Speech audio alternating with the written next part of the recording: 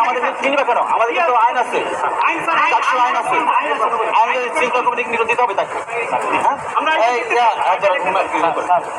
একদমই না, না না একদমই না। না প্লিজ, ওর যে আচরণ করেছে এখানে ওর ভিতরে থাকা যায় না, ওকে ইয়ে করেন।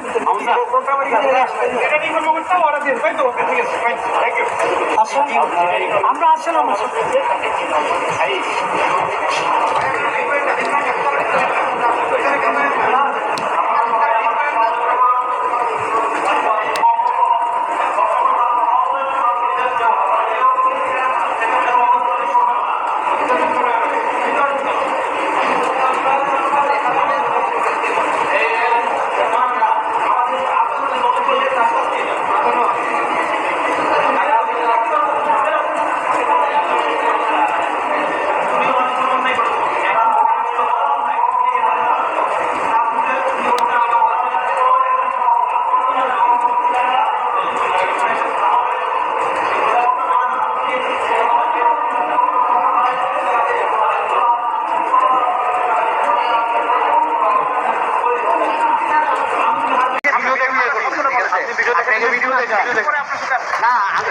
আমি এখন ভিডিও দেখছি, আপনি বলছেন ভিডিও দেখেন, আমি ভিডিও দেখছি।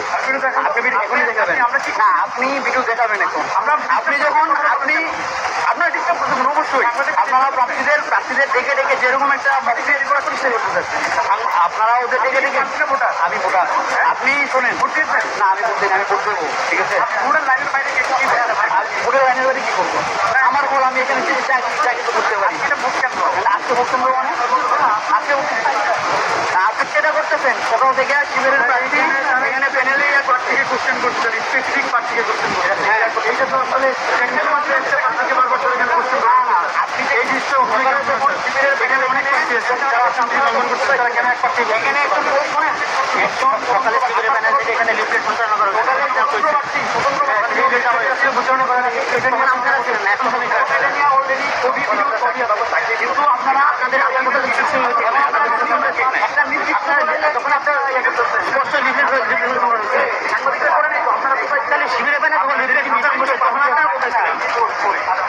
তখন শুরুতে ছিল, তখন আপনারা বলছিলেন, এটা বলুন না।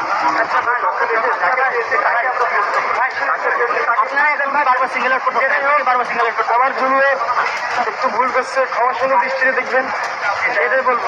সবাই বিরক্ত হচ্ছে, আমাদেরকে বলবো, আমরা ব্যবস্থা নিবো। অবশ্যই আপনার সাথে না না, তো যেটা হচ্ছে যে আমরা এখানে একটা নির্বাচন